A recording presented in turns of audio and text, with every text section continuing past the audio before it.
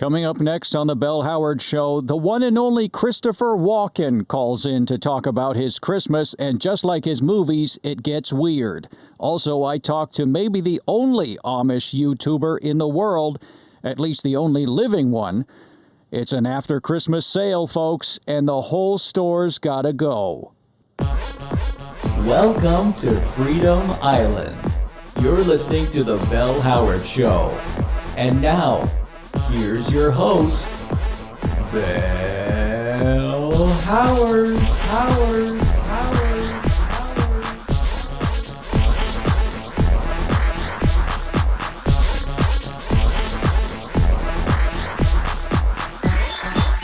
Ladies and gentlemen, welcome. Welcome to Freedom Island. Freedom from the thought police.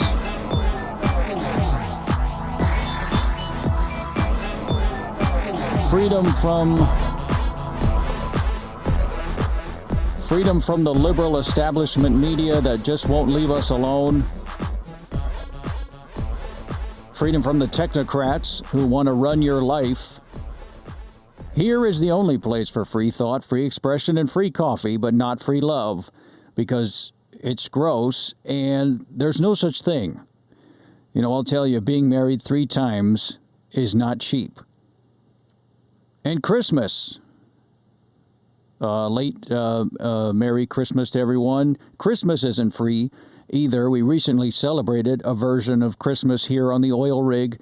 My wife staying at our home in California, she said she had a cold. I saw her on Zoom. She seemed fine. But anyway, she sent me a package that hasn't arrived yet. And she said the regular postal service won't get it here. They can't do special deliveries to oil rigs. Luckily, though, you know, my wife knows someone who works at SeaWorld, and they said they can tie it to a dolphin and send it our way. So that dolphin should be getting here any day now with those cookies. But I'm a little nervous because I don't know how to tip a dolphin. I assume they want to fish. But, you know, look around us. I mean, Wes, do we still have those sardines? Anyway, a very late Merry Christmas to everyone. We thought about taking Christmas off and getting back to the mainland to be with real people. I mean, Wes is a real person. I just mean, it's just supplies are low, and every time I look at him, he kind of changes.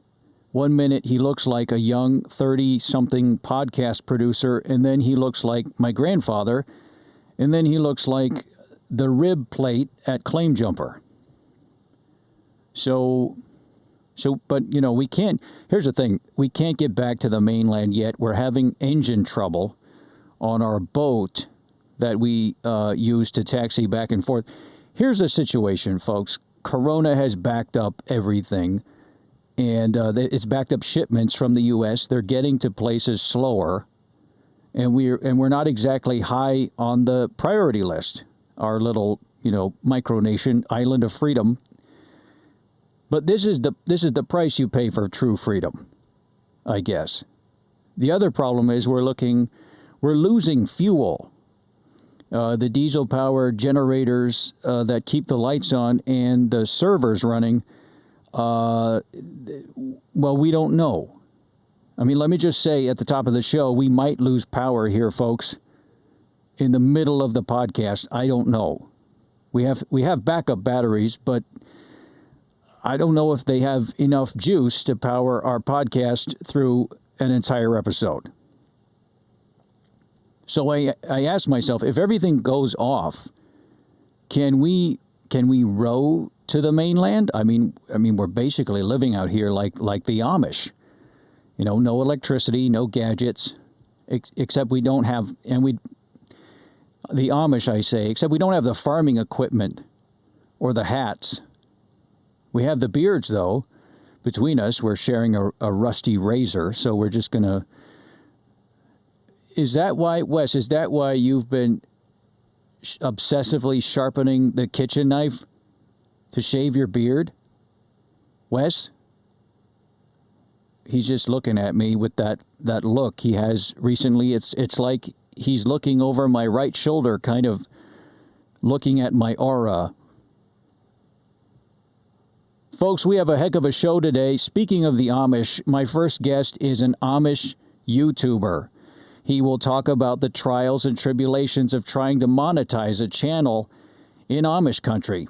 Then we'll talk to none other than Christopher Walken. I'm so excited for that. Come on, isn't that the best? So hopefully the power doesn't fail us before we get to him. And we'll be right back after this.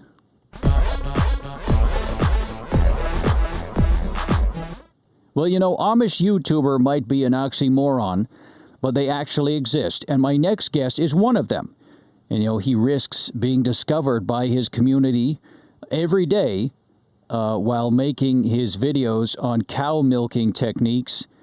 He says he hides a smartphone under the floorboards of his home, and when no one is looking, he sneaks out to the barn and makes his videos. And actually, we have a clip from one of his videos. Here, take a listen.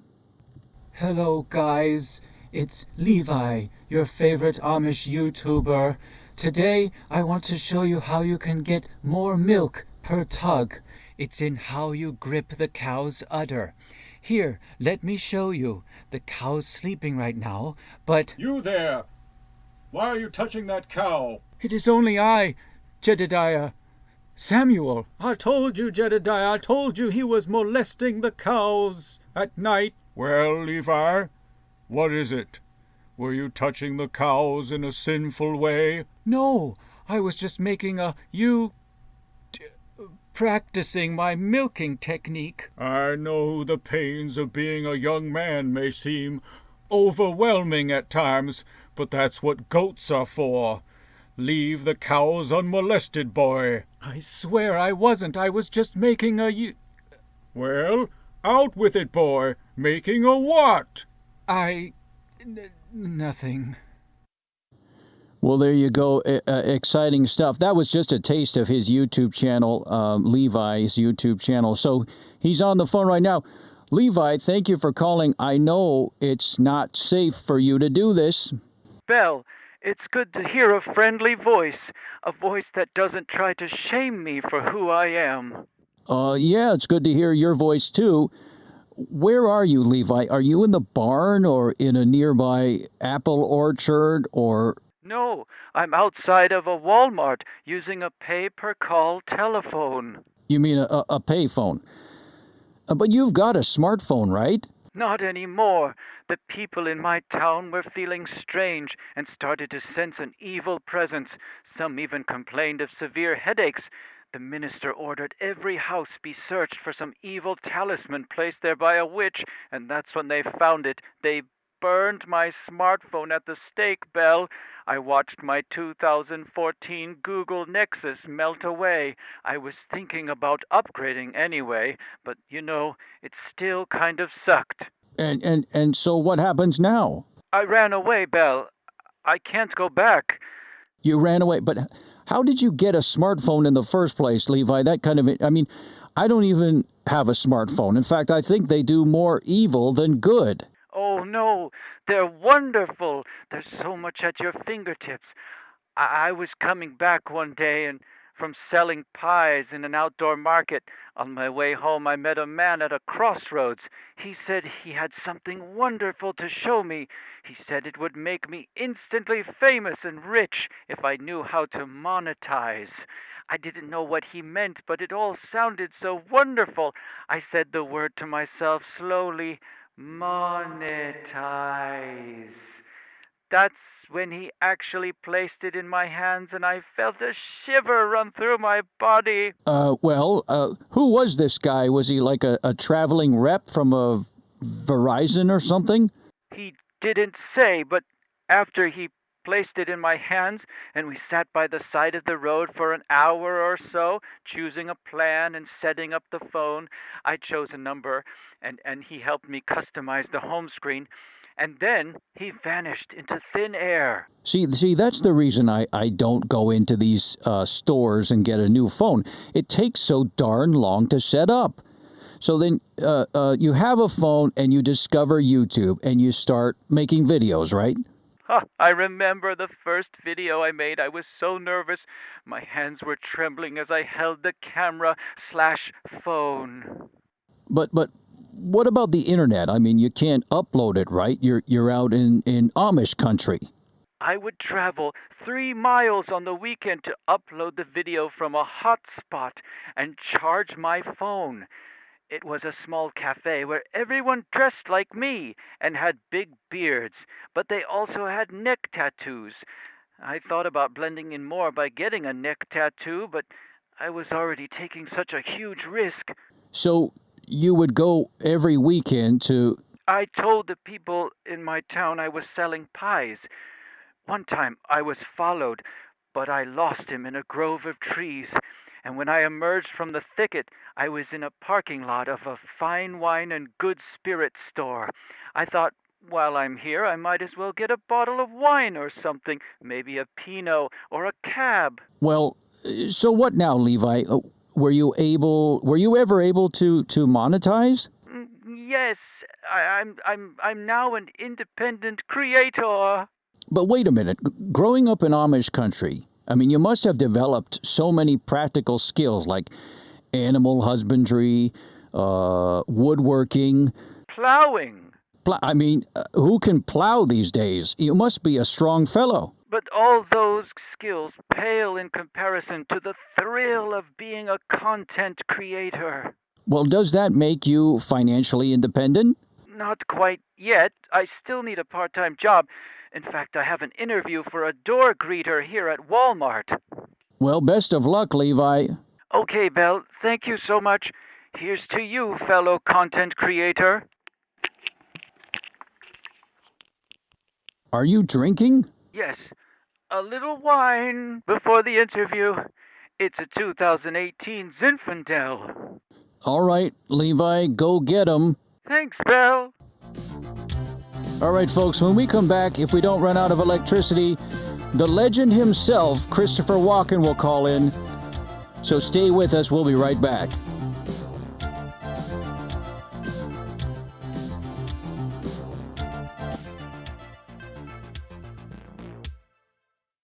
Folks, the Bell Howard Show is on Twitter, Facebook, and it's on the YouTubes.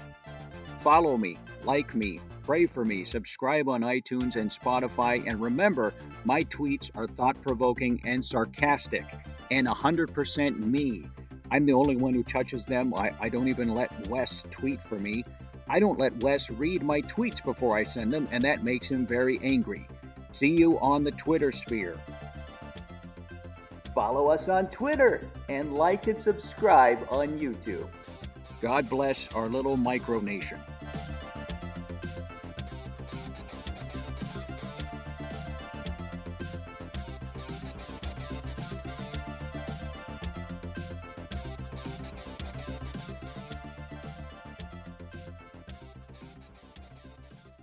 Well, on the phone now, I am very proud to say, is a friend of the show, and I actually met him a long time ago in New York City. I was doing an improv class with Stella Adler, and it was the only one I took, and before she kicked me out of the class because she caught me eating a Twinkie. Otherwise, she said I was a pretty good improviser, but again, my eating habits took precedence over my art. But anyway, I met this gentleman, and you know him, I'm sure. His name is Christopher Walken. That's right, the Christopher Walken. Chris, how the heck are you?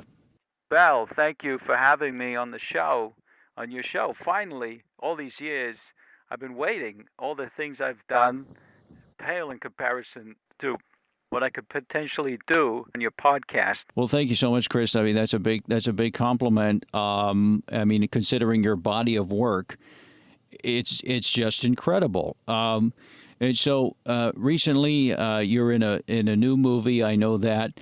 But first, let's talk about the holidays. You just had Christmas. What's Christmas like in the Walken home? Christmas Day went as usual. As always, my wife and I drank hot-buttered-rum from my grandfather's boot. It's an old Walken family tradition. And then we played Find the Jelly Donut. She found it, which meant I received 40 lashes. It's very intense around the holidays in my house. That's amazing. A game like that, and yet it sounds so innocent and so fun and rewarding. I mean, at the end of the game, the winner gets a jelly donut, but yet the punishment is so harsh. It's medieval, Belle. That's the way we like it around my house during Christmas. So Christmas went as planned, I guess, right? Yeah, but what was interesting was after Christmas, something really amazing happened. I had a strange visitor, and I wrote a poem about it. If you'll permit me to read it, I'd like to read it on your show. You wrote a poem, a Christopher Walken original. By all means, Chris, go ahead and read that for us. It's called "'Twas the Night After Christmas." Here it goes. "'Twas the night after Christmas, when all through the house not a mouse was stirring, because I had electrocuted them all. The stockings were hung by the chimney with care. I had worn them the night before, because I enjoy women's underwear. I, in my bonnet, and my wife, tied up in a sack, had just settled down for a long winter's nap, when out on the lawn there arose such a clatter. I took out my 45 from under my pillow. I went to the window to see what the hell was going on. Is this?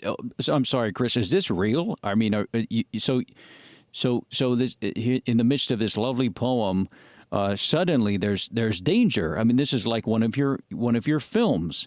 It gets better, Belle. After I heard this clatter and wanted to see what was the matter, I went to the window. I opened it up, pulled out my 45, shot a man on my front lawn. Whoa, Chris! I mean, I didn't see this in the news. So you shot a guy with a 45? Yeah, Belle. I got to defend my home.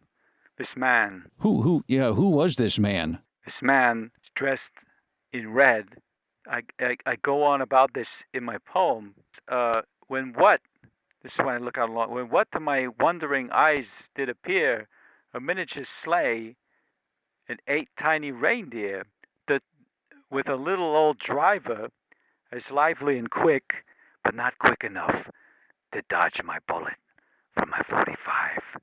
So a man dressed like Santa Claus, basically. A little fat man with a bowl full of jelly, like the jelly donut I couldn't find. Yep, that's him. That's Saint Nick. And obviously it wasn't. This was after Christmas.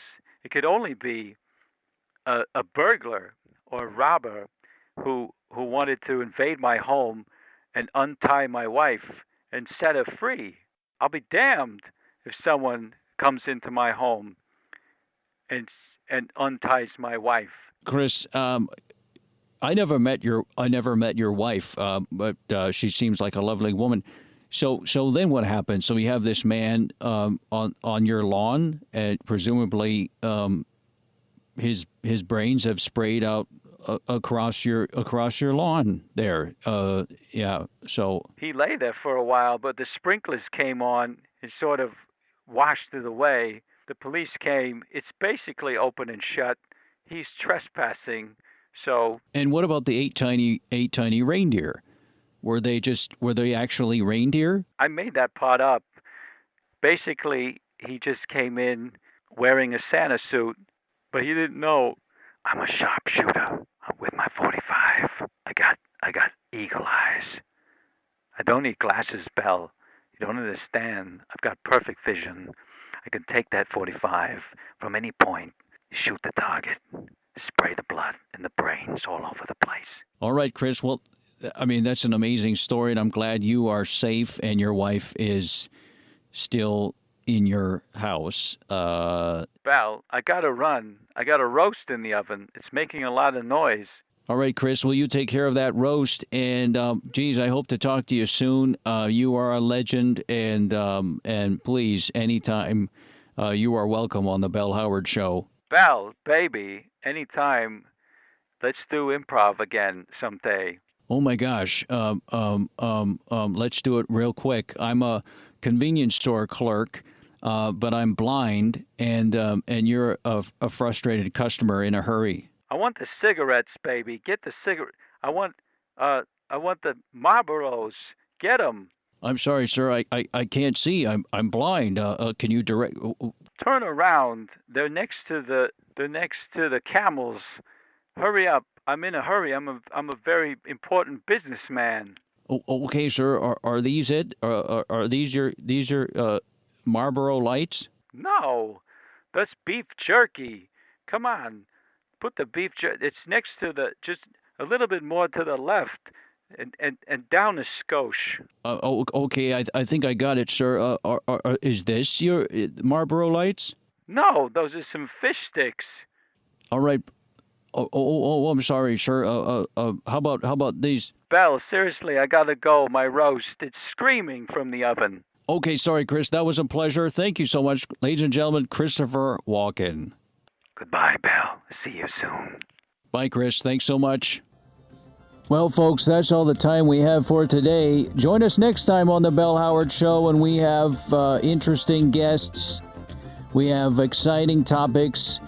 We'll see what's in the news, what's going on, and hopefully our power will stay, and we can get our generators back on, and we won't run out of juice. I know Wes, I know he's telling me to wrap up here because we might.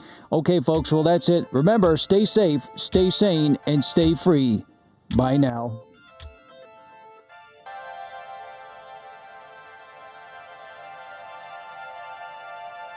Ice tea, ice tea, ice tea, ice tea, ice tea, ice tea, ice tea.